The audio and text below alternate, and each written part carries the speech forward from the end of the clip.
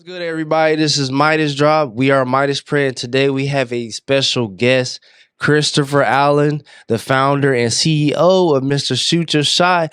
And today I feel like it's just going to be a lot of information. We're going to try to get it compacted within one hour, but I just know when Chris get going, he has a lot of information to spill. So go ahead, tell him about yourself and what you do.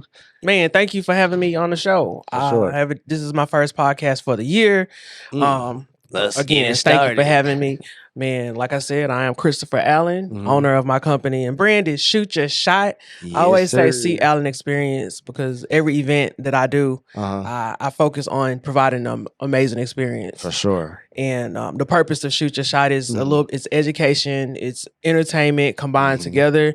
I call it edutainment.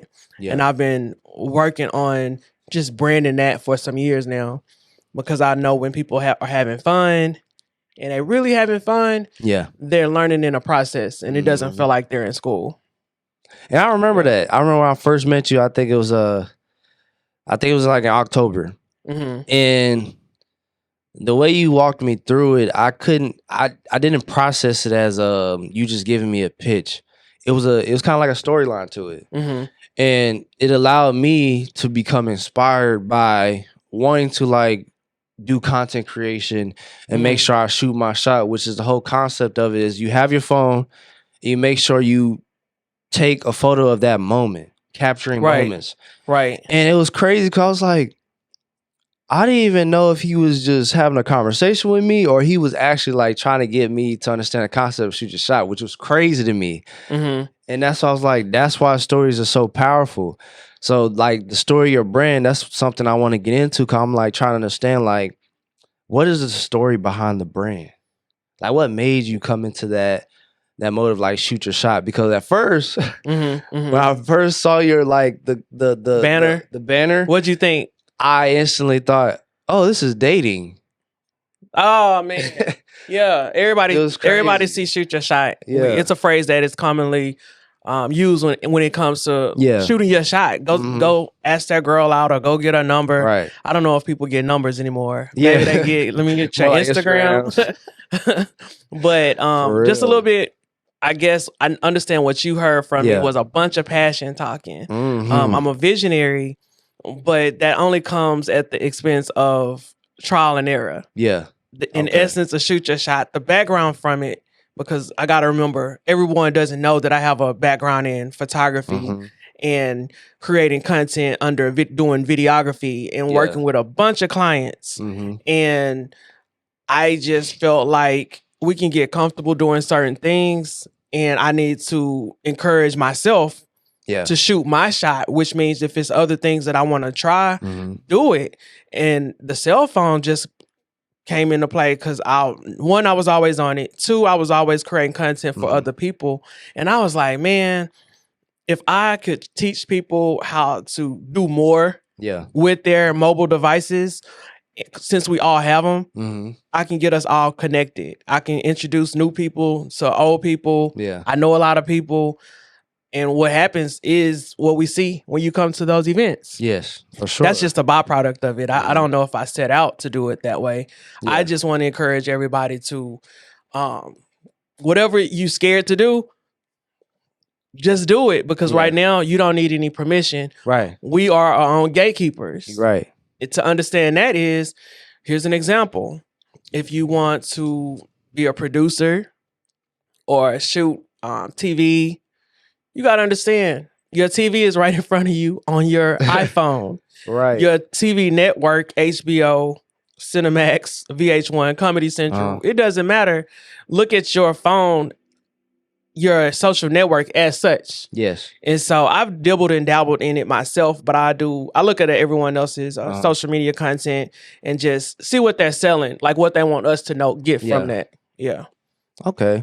So now, like, since you mentioned that, I understand, like, it's kind of like when you post on social media, it's like you're showcasing people, kind of like reality TV in a way. But people don't necessarily understand that concept. So how do you get people to understand the concept of like, you're showcasing your reality or you're showcasing your whatever, like show. in that sense. How do you get people to understand that? So, first of all, I have people connect to their self. And it's funny because I always say, let's take a selfie at my events. I haven't even had time to go into detail of who is that looking back at you in that picture, right? Of course, it's a selfie. It's a cute thing that people have fun doing. But who are you?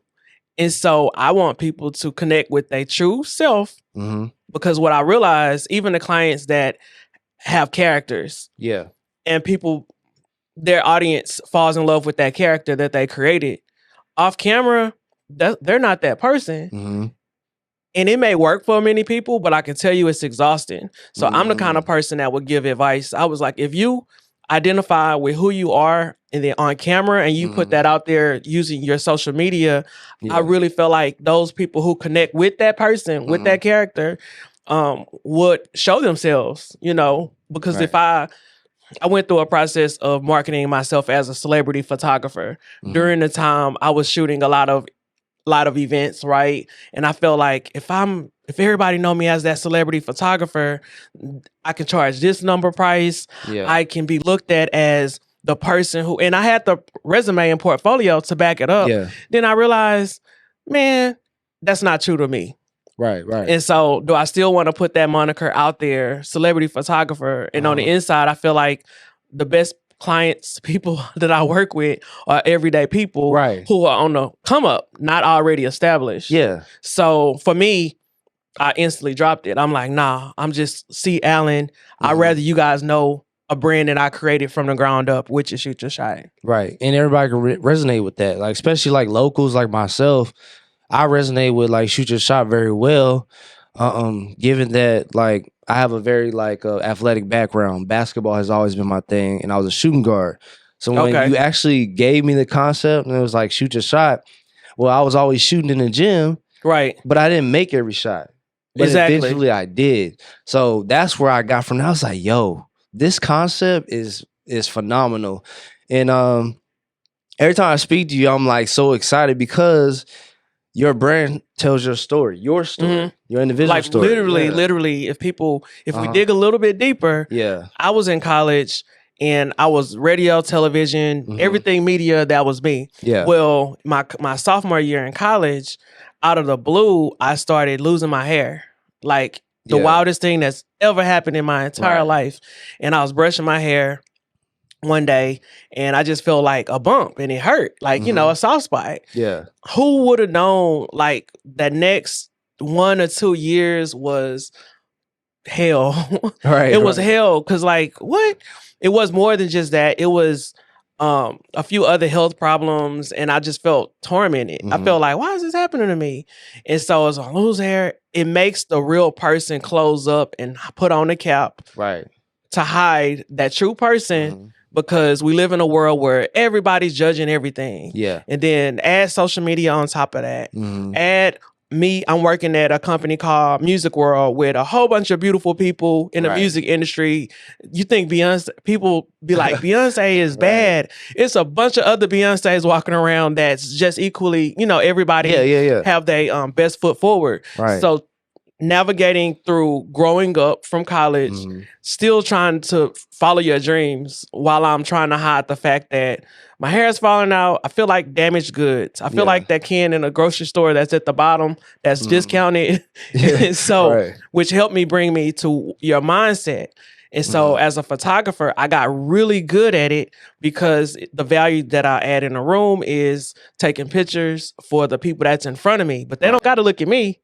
So when I say shoot your shot, it's like, hey, those dreams, those goals, those things that God put in our heart from the time we were born, they never left. So shooting your shot means, okay, Chris, people love you for your cameras that you're taking, put the camera down and go after those things that I already put into you before you even picked up a camera. So now you see me hosting events. I'm not no event planner. Yeah. You see me, I got comedy shows down the pipeline. I got everything that has put into me to do. I'm still going to do it. Cause in college, I was doing, we do a lot, but I was just following dream after dream, checking it off my list. Yeah. But now, like I said, now I'm like, man, if everybody else don't worry about what other people think or do, go give it a shot. I mean, it ain't no way of getting around that word, right? Give it a shot. Give it a shot.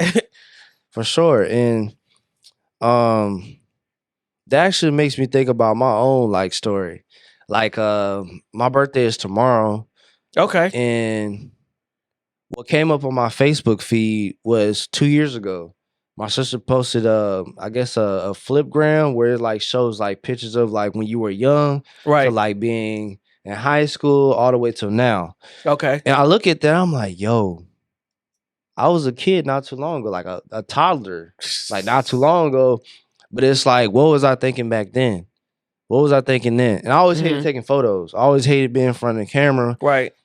But somehow I still have photos of me as being a kid. So when I look back and I'm like, those times of like, we're naturally creators.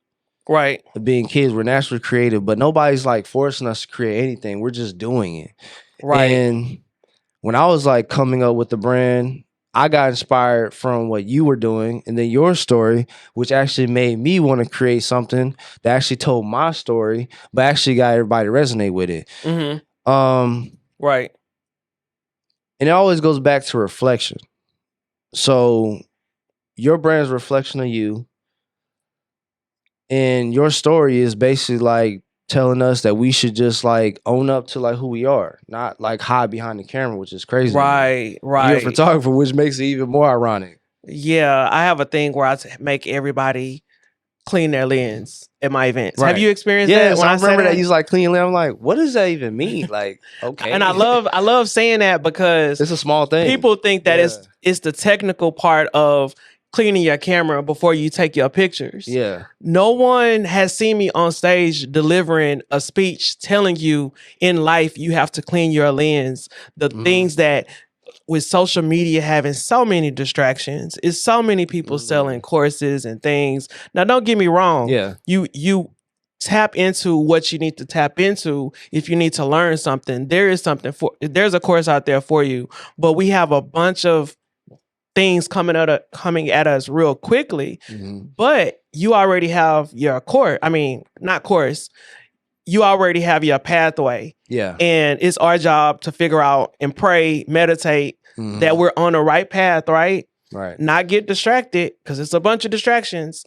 And so when I say clean your lens, it's an affirmation for me and to those people to clean. Like sometimes we get caught up in the wrong thing or we go in a different direction. Nope. God told me to start this podcast and bring entrepreneurs on. Right. Or God told me to start a podcast and interview women who've been through X, Y, Z. Right. Right. So a lot of times none of us are perfect, but we got to come back to that thing that centers us in our, the direction that we know God has for us. Right. I don't want to go deep, but that's really when I say clean your lens, it's an affirmation to think about, are you where you're supposed to be right now? Are you doing what you're supposed to be doing? And if not, go ahead and clean it up a little bit. Right. And I feel like, and eventually when you said it, it made me think like, without you having to like explain it, it was like, clean your lens. And it made me think like about myself. Because when you take a selfie, you know, you got to clean your lens, but also you get to see your reflection like a mirror. Facts. And I was like, that's crazy. That was deep. And it still made me think about it today. Cause I'm like, okay, whenever I'm on social media, I'm just scrolling. It's like, I begin to think like, why not me? Why I'm not, you know, putting myself out there and letting people actually see me. And then it allows me to look at myself and be like, okay, I see. Cause you're your toughest critic. Everybody knows that. You're your toughest critic. And when I see myself, I'm like, I could do better than this. I could do this better. Oh, I wasn't authentic enough. it always brings me back to that. I'm always critiquing myself, but it's like we're all artists at the end of the day. Man, you said a word. You said a word right there. Artists. And because we are naturally artists, we treat ourselves like we'll put everybody else out there, but we won't put ourselves out there because we're gonna find something wrong with it. Yeah. Like we're gonna pick it apart, and it's never gonna get published. So we never know that greatness or what that's in that person. We never know it because they didn't have the courage to just hit publishers. And I'm a victim of that. It's tormenting because a lot of greats probably have great music that never came out because of that feeling. Yeah. Feeling. Some of the biggest. Yeah. And I always think about Andre 3000 when it comes like that feeling of perfection. But he obviously, like, the album he put out wasn't like speaking any words. It was more of like sound and like the feeling of hearing a sound. Right. I think he came to a point of like, forget perfection. It's just all about that moment of what you're feeling. Right. And so is that where you're at right now? Like, you're not like focused on perfection. You're more so focused on just the execution part. Right. And then reevaluating Speaking with 100% transparency, I am building consistency. Okay. Because for me, I'll start off something and it'll go good. And then I'll stop doing it. Right. And people don't talk about the fear of making it, the fear of success. Well, I'll retreat. I'll start off something, build momentum, and then completely direct my attention somewhere else. Right. Which again, my affirmation, come back, Chris, clean your lens. Right. That's what I'm telling myself. But in this world that we're in now, 2024, 2023, this last decade, it's not about perfection. It's about execution, hit and publish.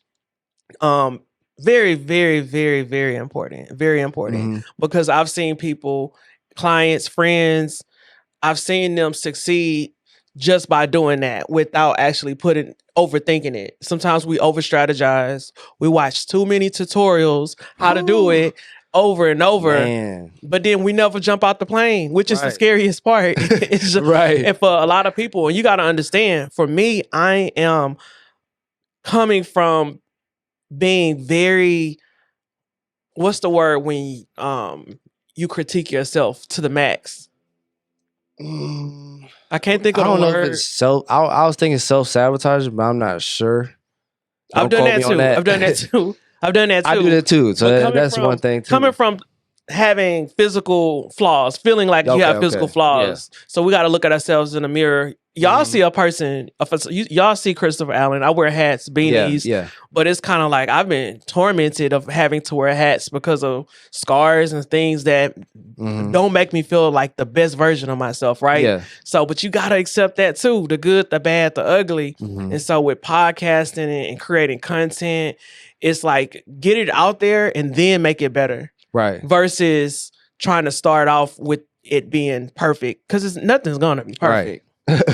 Yeah, that's funny because like people think that I be doing good, but like truth be told, like when I had like got my first, I think 5 episodes out, or like my first 4, I was thinking about quitting. Really? Yeah, it was automatically in my head. Like I'm like, man, this is not gonna go nowhere. I'm already like in retreat mode. I was already thinking about retreat, but my mentor was just like, "Where you at? Why you haven't showed up?" And then that's what popped in my head, that sentence, show up.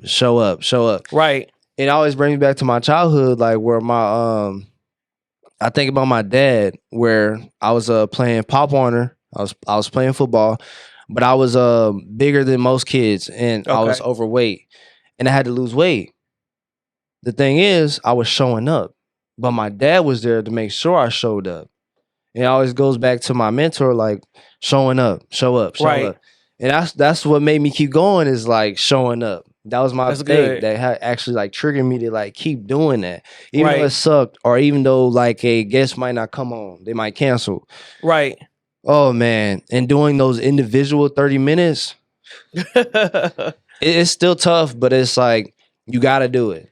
You got to do it, man. I have 2 stories about that, and I'll keep it short. I'm probably going to forget the second story. So I should probably start with the second story first. Okay. A couple weeks ago, last month, I had an opportunity to go to Atlanta for a business conference. And one of the big speakers I was looking forward to listening to was Master P. Okay. Things that rung out that something that he said that stuck with me was when he first came out, he opened up for Tupac. Right. And some people know that, some people don't. Yeah. He opened up for Tupac and nobody knew who he was. He said, all I know is, like, nobody was really, because he's from New Orleans, and you in probably California, talking about body, his music. Right. But he was like, there was one person in the audience just jamming his music, like rocking with him. Because, people try to feel your beat. Yeah. Especially certain races. They'll try to rock with you. Right. And so he was like, oh, I got him. If I can get one person, then I know I see thousands of people, millions of fans. If I can get one. I took that. I looked at the first time I did Shoot Your Shot. I had about 20 people show up. Everybody else in the room got comped them the tickets, but they still showed up, right? So I was like, if Master P got one person, I already have a decent average on saying, hey, I use my own resources. I use my own red carpets. I use my own backdrops, things that I already have in my inventory to create this. Imagine what's going to happen when we get $5,000, $10,000 budget. That's the first story. All you need is one, and then you showing up. And then the second thing I was going to say is just by continuing to show up, you're going to outrun the people who are going to get tired and completely stop. Right. Because for me, I've been listening to podcasts for like 15 to a long time, which would date myself. It wasn't even in Houston like that. Yeah. It was a bunch of real estate podcasts and business podcasts. Right. But a lot of the entertainment style podcasts were coming out of New York. And I was just listening. And as a visionary, even from Houston, I said, how can you capture the ears of people that live in other cities? Right. Podcasting is one outlet, right? But you got to think about people who are on trains, subways, passing the time. They got earphones. So is your content good enough for them to actually check you out? You don't know. All you got to do is put out what your heart is telling you to put out. And like you said, show up. Because what if you say something, or what if Master P didn't say that and somebody was it's a word for somebody. Yeah. Just a word. And like our words all we have, like to actually move people. I think and that was one of my thoughts. Like I was like, it doesn't have to be perfect. It doesn't matter who's gonna hit. Like and that's the point of podcasting and marketing itself. So I want to get into that. Like the importance of branding and marketing. They do say that there's no such thing as good or bad marketing. And I think you understand that very well. I think you introduced me to a book. I haven't gotten to it, but I forgot. It was something about the cheese or rat race or something like that. Yes. What was the name of the title? Who Moved My Cheese? Yeah, Who Moved My Cheese? And I'm like, I haven't read the book, so I won't go into it. But when you gave me that concept of the book, do you remember how you said it? The best way I could summarize it is by the time everyone is, let's just say everyone discovers a certain thing, the concept of the book is don't get comfortable. You should already be looking for and seeking out your next. They use cheese. Cheese can be finances. Cheese can be revenue, money making activities. Right. I look at it as such. So, because I've always had the ability to look forward, kind of like in the future, to see where we're headed. I already knew everyone would get more confidence in shooting because the phones got easier to use. They're called smartphones because the phones do most of the work when you take your pictures. If I was just a photographer, I feel some kind of way. Right. I feel like, man, these people think they photographers. They messing up our shots at weddings and events. Right. We're paid to be here. Blah, blah, blah, blah. Well, I saw it as an opportunity to start teaching those people how to shoot better. And I haven't even dug deep into having full out classes with educators, showing them, this is the technical side. Yeah. I'm always thinking ahead. So who move my cheese is you're not getting comfortable because one day the cheese now is going to run out. Right. What's your backup plan? Yeah. That's what it's basically and about. the world's constantly evolving. So like the cheese now is starting to look more like AI. You know what I'm saying? Man. So yes. I've seen some people, man, on LinkedIn that had a photo of themselves. I'm like, dang, that look Christine. I'm like, ain't no way, that's AI. And it was. I'm like, wow. Like they didn't even have to like spend too much, but I always like the human interaction when it comes to like photos, because when people say cheese, when you're smiling, it gives off that childlike smile of like joy. So I'm always like, when somebody says cheese, I'm smiling hard because I remember that being in school. It was fun. It was fun. Right. It was fun to smile with a cheese. Yeah. Little known fact. Those who studies show those who smile a lot live longer. It's crazy. And I looked it up and I was like, the study says it. I don't know who did the study, but I'm with you on that. I do like human connection. That's why I really pulled out Shoot Your Shot for that reason. Because you can never replace human connectivity. But as far as the services that we provide, like photography and those type of technical services, AI is going to make it easier. I look at it like, why do people call me? They want to know, they may need some headshots or some photos. I have a love-hate relationship with photography because we're only getting phone calls because that's what they need, which is understandable. Right. But if AI can do it, guess what they're gonna use AI and post that picture on their profile. And I've watched it happen. I observe human nature and people. I watch all of the likes. Man, that's beautiful. You look good. You look like the person is receiving the same compliment they would if we shot it or did a photo shoot. Right. So does it really matter where the picture came from? Only artists and creatives will still value the most of us doing it. Right. But a consumer, they're gonna go with what's cost effective and what looks good and what get the job done for them. Yeah.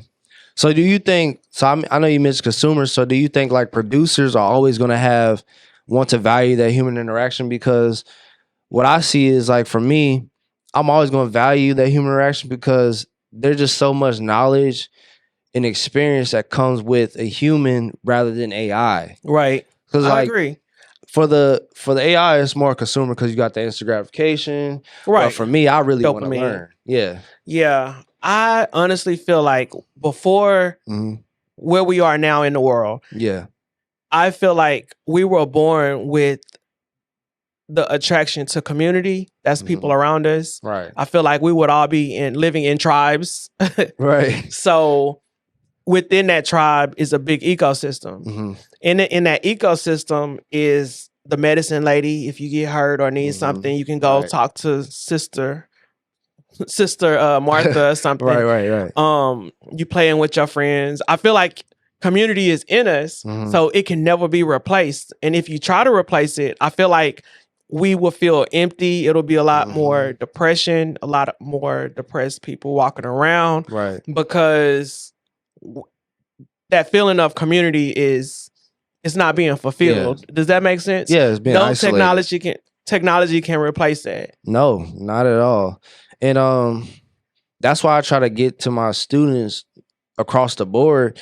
But also I want to get into that because you say you do the edutainment aspect. I love the edutainment, man. Are you going to be getting into like teaching teachers from each like school district on how to like utilize the cell phone to where they make education funner for kids that's like in this age of like social media, AI, creating reels, creating their own videos and content creation? How would that like? I think you're already doing it for the kids in HISD, in person. Right? Well, right now I'm in Spring ISD. Okay. Yeah. So like, how would that look going forward? With the right structure, it'll look like a bundled, licensed out curriculum. Okay. Something that I wrote or co-wrote with my team, right? Yeah. And it'll be only thing that I would need to do is teach those teachers how to execute that curriculum. Yeah. Does that make sense? Right. So it'll be a whole bunch of school visits for me, showing them this is how the paperwork look. This is what I mean when I say, hey, connect to that person. Because I didn't say this in the beginning, but Shoot Your Shot is an acronym. The S stands for your story. We all have a story. If you want to go business, sell. We purchase because of that story, right? The H is honesty and authenticity. You can be fake all day. I mean, when we say fake, you don't. It's a bunch of people who act like somebody else, or we. No, who are you? That's honesty and authenticity. H, overcoming obstacles. I told y'all the hair story. You guys don't know about the hospital visits. I spent every holiday like going to doctors trying to figure out not just why the hair is falling out, but my leg, I'm limping, I'm on a cane, I'm in college, it's supposed to be the best time of your life. I'm at Prairie View, I'm at U of H, and I'm broken. Then I get a call from the company that Beyonce's company, management company. Like, this story goes up and down. It's exciting. It's sad. That's my story. And that's overcoming obstacles. The day that I got called in for an interview at Music World, it was with Beyonce's product manager, who also worked with Solange. I'm broken, man. I was just in the hospital like 2 weeks ago, and I got a call to come in for an interview for an internship. So I have a cap on my head. I'm trying not to limp when I walk. Every step I'm in pain. Every single step I'm in pain. My abdomen hurt when we breathe in and out, we exhale. People don't know how many muscles we have in our stomach, in our core, until you have pain. Right. So I'm dealing with all of that. But I'm in there. I get the gig. That's overcoming obstacles. The T is transformation. In any business, if transformation doesn't take place, I don't think people will buy from you. I don't think people will pay you any attention. A lot of times we don't talk about the pain. We don't talk about the stuff that's embarrassing. And I get that. Because why do we want to put the spotlight on us? My biggest thing was not to come off as a victim of my circumstances. So we don't say anything. And a white man told me, why don't you tell your story more? I'm feeling like I have to fit into the box of, I do marketing. My business major was this. We love to talk about, I have a degree. No. What have you been through? Because your story may inspire me. I'm like, man, you overcame that. I woke up with blood stains on pillows in hotel rooms, trying to work, trying to do my job. But life and conditions, and it's like, man, that's embarrassing. Hide the pillowcase, because I don't want nobody. What happened in this room? Like, man, that's embarrassing. But sharing these stories, and once I did start sharing a story how I started losing my hair, I had women tell me that they went through the exact same thing, or they go through. It's called hidradenitis. It's just a skin condition. But once you start sharing, it's gonna reach the people who probably didn't have the courage to tell somebody else, hey, I've been going through that my whole life. Does that make sense? Yes. Yeah, so that's the acronym for Shoot Your Shot. That transformation is what people see when you see the smile on my face. Because if you go to my Facebook page, the last, not this last 10 years, but there was a period where there was no smile on my face. I look like I'm just frozen, but I wasn't happy, and you could see it. So now when I smile, that's me overcoming, not letting life whoop my A. You know what I mean? Yeah. So that's real to me. For real. And I think when you were saying when people smile more, they live longer. I also think when we overcome obstacles, we live longer. We actually increase our lifespan because we overcome that stress, and then it becomes a good kind of stress, because you can always reflect back to him like, okay, I was going through this, but now I'm stronger and I can deal with more. I can do more and be more. We're stretched. We muscle. stretched. We stretched the muscle, and then the muscle healed, and now we're a lot stronger. Be able to create that endurance. What do you think? Do you think people should talk about? Because I went mute. I don't really talk about the past a lot. In that way. We're not doing it for attention or anything. But how do you feel about opening up when it comes to sharing something you may have overcame? So, I'm the same way. Like I don't really like to share unless somebody asks me the question, right? Right. For me, I think it's a good thing to actually own up to your story. That's the whole thing about Midas Friends. Like, leave your mark, make it your own. And the moment you own your story is the moment that you also create your brand. You begin to live your life in a certain way of not hiding behind the lens. In fact, you open the veil and allow people to actually see your dialogue, your self dialogue. Right. And that actually allows people to connect to you, because we're in a world now where like everybody's hiding behind the lens, right? Right. It's a window that we put whatever we want. We can put a Lexus in front of that window. Oh, he got a nice right. And then our phone is another window in itself, but the window doesn't allow us to actually see the world for what it really is.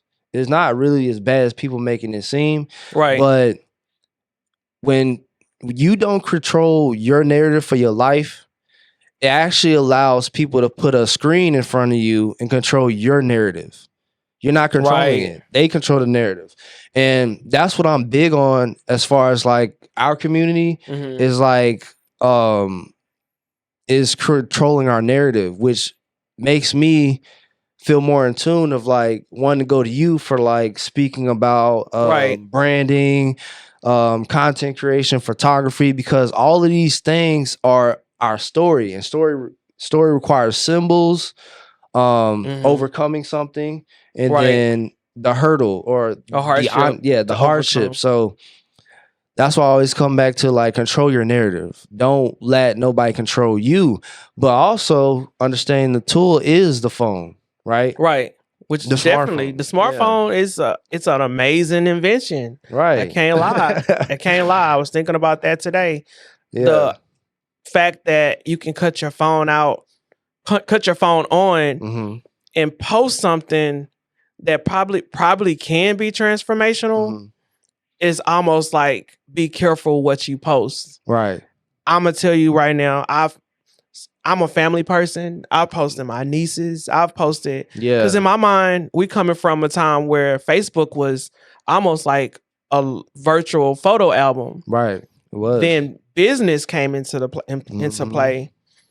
And if you posted the same type of thing, 4 seconds, 9 seconds of content over and over, that can make you a multi-millionaire. That can have you booked all over the world. Right. If your message is clear and continuous.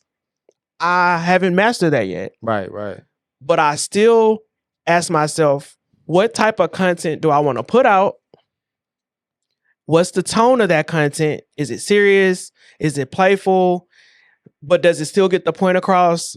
I ask myself these things before I go hard with it. Because when you go hard with it, like I said, it should be the same thing, consistency. People are going to come look at your content because you feed them every day this type of content. Yeah. Not your nieces, not your... I don't post my mama. But, right. But you get what I'm saying? Yeah. So in studying it, it's kind of like, okay, it's go time. It's go time. This is the message that I want to get across. And my brand is edutainment. There's enough like super serious and educators out there. I'm like, nah, I don't want to. Let's have fun. If I can tap into the child version of every adult, then I know I'm succeeding. Because everybody have something that I just was telling my business partner, I used to go ride my bike and be gone for hours in the forest behind my neighborhood. We would be looking for turtles, fish, under rocks, snakes. And I started laughing. I was like, I still like that sense of freedom to this day. Now, my bike is my truck. It's soon to be airplanes. Because I'm going to be checking out different museums across the country, going to different restaurants. We're the same kid. We're just older. Right? And she's not a teacher by trade, but she's always teaching. And her grandmother used to say, won't you go be a college professor? Right. Because she saw that in you early. Well, she's still teaching to this day. She's just teaching her peers. Right. We all have that kid in us. Yeah. That's what I want to tap into. That's true. And that's what I had. That's why I was like, man, you have to tap into that childhood because that's always going to be you. It's never going to change. Like you have an imprint already set in place, but we tend to forget that. I think just because being around certain people, the wrong amount of people, and not understanding how to like use reverse psychology on those things. Eventually, I think when we become older, we start to like understand like life is actually fun, but we've been taught a certain program into like this is what it really is. Right. That it shouldn't be fun. Yeah. That you should be more cautious and Right. Some babies will go upstairs knowing dang well they can't get back down, but the fear doesn't exist right there in that situation. And I think fear is like that burden. And fear is taught. I think so. It's taught. Because for instance, my son was never scared of bugs. But when he saw an example of his mom being scared of bugs is when he initially became scared of bugs. But I never showed him to be scared of bugs. I never showed him that pain is such a bad thing. In fact, I might laugh when he get hurt. And then, he's crying at first, and then I'm like, it's okay. It's supposed to happen. If it wasn't meant to happen, it probably wouldn't happen in the first place. Right. But the context is so it's like the context of it. Which is funny when kids fall down, they'll look at you. Yeah, they'll look at you. But that's because they're learning in a reaction. But if you give a reaction like, oh, I'm sorry, then they're going to be like, oh, okay, this is bad. Right, exactly. Yeah. Exactly. Especially with the moms. Yeah. They tend to be, oh, come here, baby. Let me see. They might like that, resonate with that feeling. So they know, hey, I fell again. Yeah. That's kind of funny. The dads come in, nah, you good, man? We good. Man up. Yeah, man up. But I don't even say, I don't like saying I know we don't use the. I don't like using that no more. Let me correct that because we already know. That's a different story. Because I want people to feel how you feel. You're a human. So I don't want to say that. Yeah, I always just laugh and give him a sense of reassurance. Like, yo, this is just you having growing pains. It's gonna happen. The best thing is to do is just let it go, cry, and do what you need to do. Right. But understand, like, you still have a path to walk, just like everybody else. Just to like get away from that victimhood. Right, Michael, give him a thumbs up. I failed in her mind. Because the thing is about telling your story, like you said, telling your story, there has to be a certain energy behind you telling your story. Man, when I co-sign what you just said, is because I never wanted my circumstances to outweigh everything else. Right. Like, I don't want anybody to think that's Chris. Oh, he was in pain and da-da-da-da-da. Exactly. It's like, you have to understand, I overcame that. Yes. But I never wanted to be, that's all I talk about. Right. So for a long time, I wouldn't even bring it up. So, because a lot of people do become victims. Yes. And you will know it by the energy that they give off. Yes. When that's what they feed you. And I'm like, well, what you want me to do with that information? Or like, what do you, because it looks, and it could be that same thing that I just described of how it felt when a child fell, let's say the child fell down. Now they know that attention that comes with that. Some people, unfortunately, and I just feel like it's a lack of love that's needed. Yeah. Because they may seek for that. Yeah. And being still in that victim. Does that make sense? Yeah, it does. It does. Yeah. Because obviously when you're a toddler, like that nurturing type of love is good. But when you become an adult, the love has to change. And sometimes I think most people are stuck in that way of being loved is to like basically feed into my victimhood. Rather than be like, okay, well, what's next? Or now what? Right. Yeah. Why not you? Why can't you be the one to overcome what you've been through? Right. Exactly. That story would get better. Or not better. That's the good part. Yeah. To me. Yeah, once you take ownership in your story, which allows you to take responsibility and be accountable, that's where you really get to make your story better, because you're like, okay, well, I've been through this, but I know I don't have to go through it again because I am in control of my circumstance. I have the ability to change my circumstance. I have the ability to change everything that I have going on within me without. So it just makes sense that your energy is the most important thing when you're telling your story. Facts. And I control it. I do my best to control it now. Yeah. Just like a light switch when it's time to go on stage and they hand you the microphone.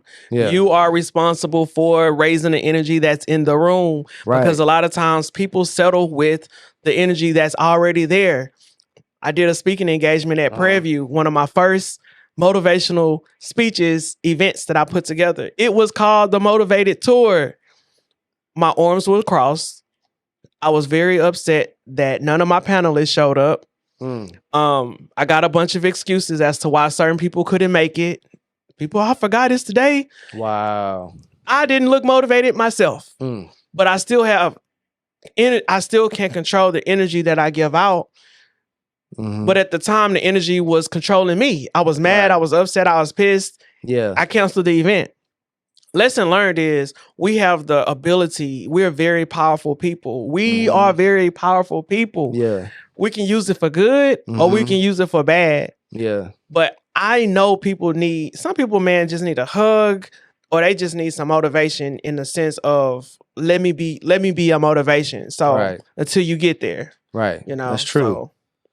And like you said, going back to what you said, like we're very powerful people. We can use it for good and bad.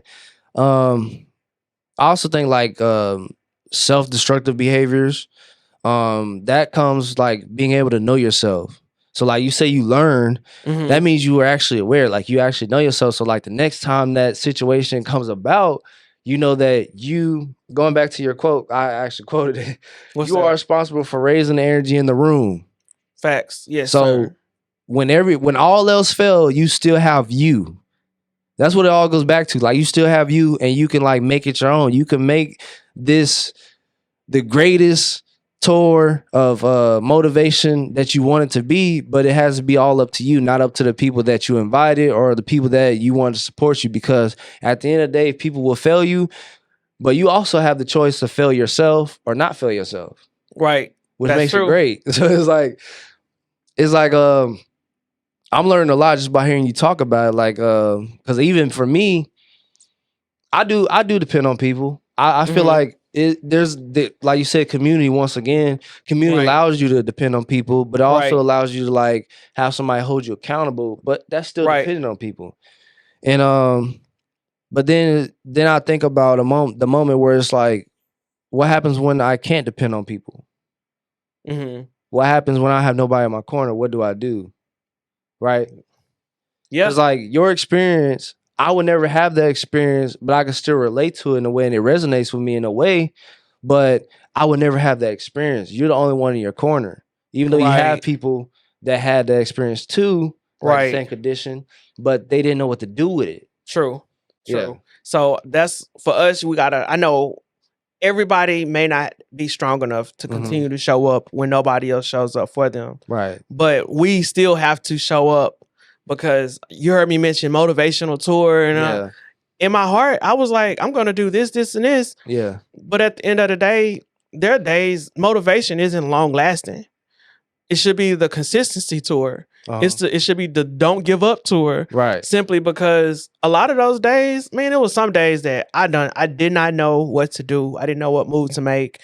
And if there's no mentors to say, it don't matter, get to the park, get your laps in, go to the gym. I don't care that you feeling bad. I have somebody like that right now. Good.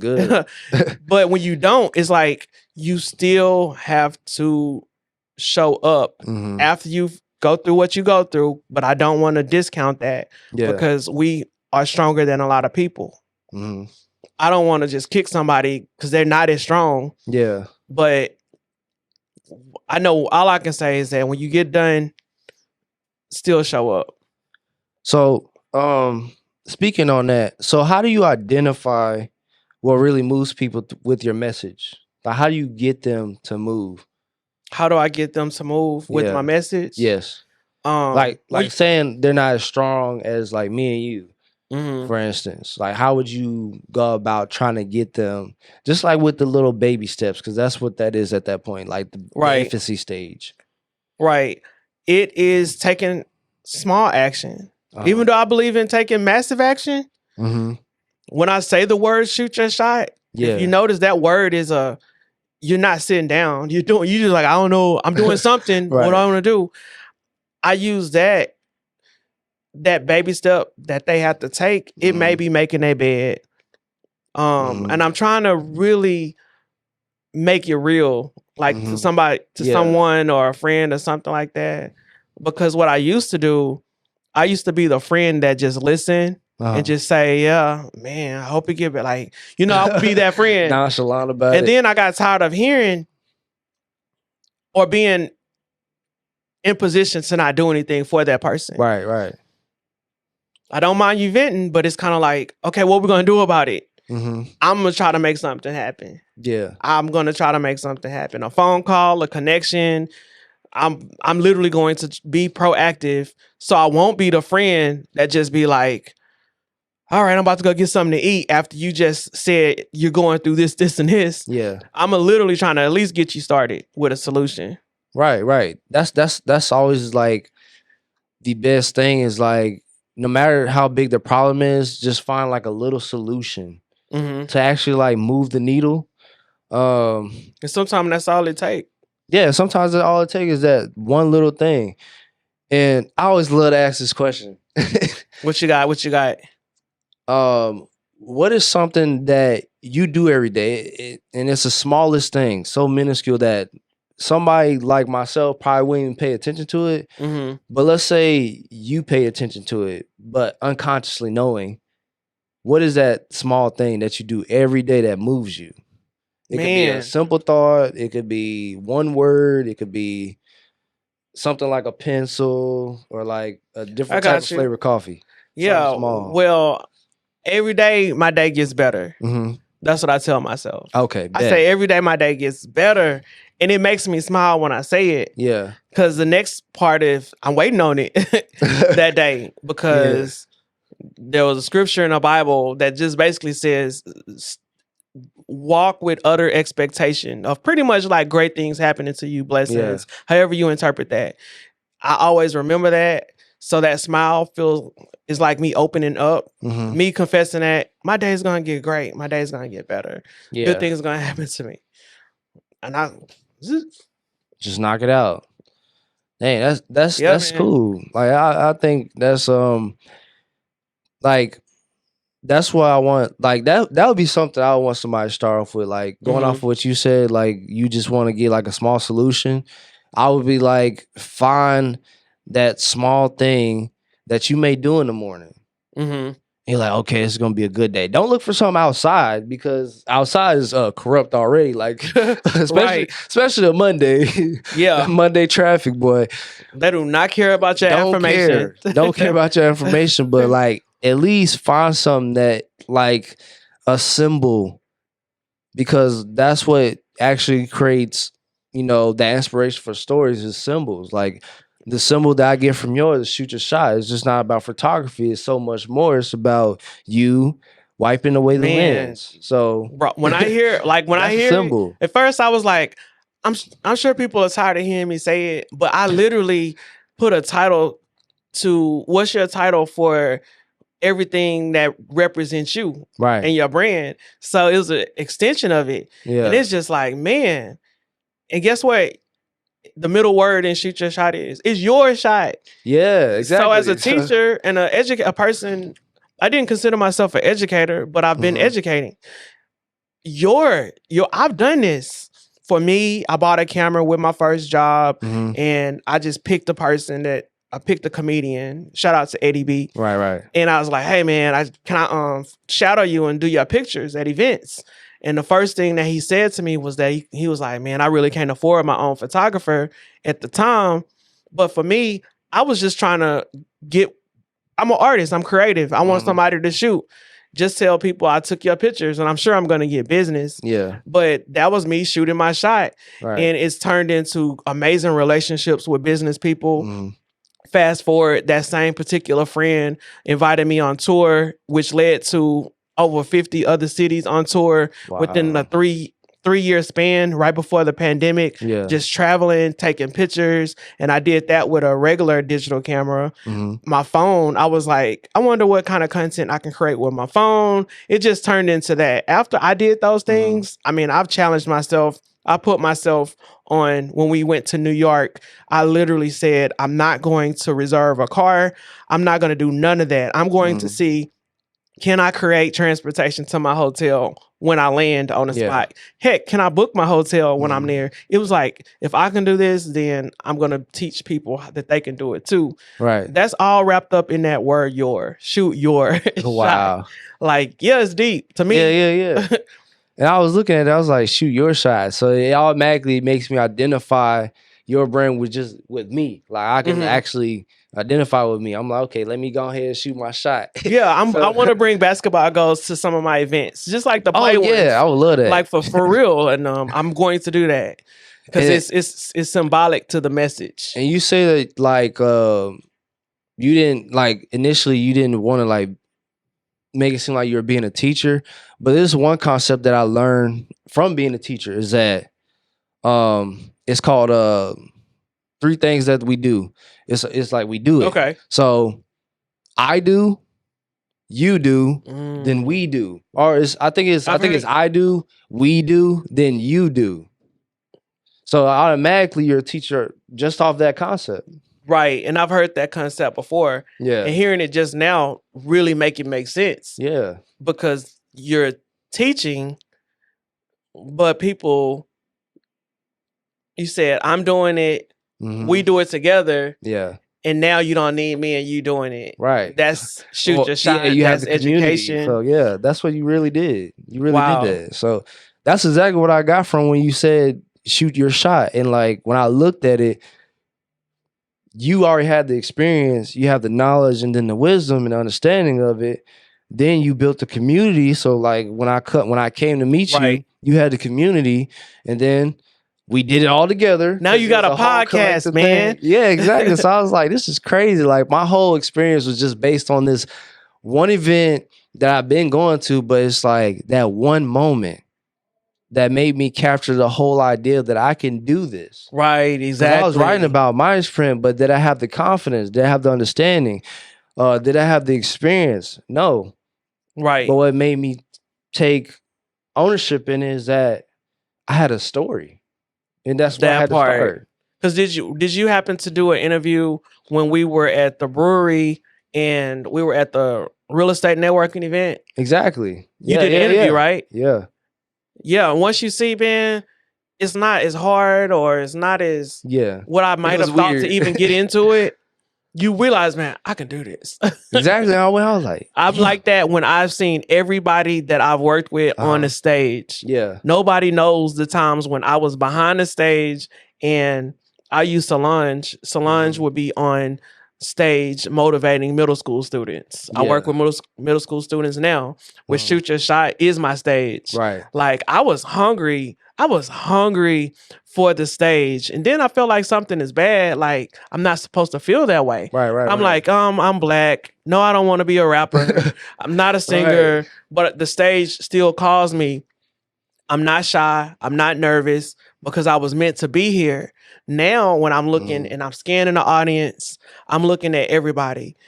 You can put the biggest celebrities in that room. They're going to be looking at me too, because what I know is something that they don't necessarily know. Right. And that's where my value goes up because the first thing I'm going to have them do is take out your phone.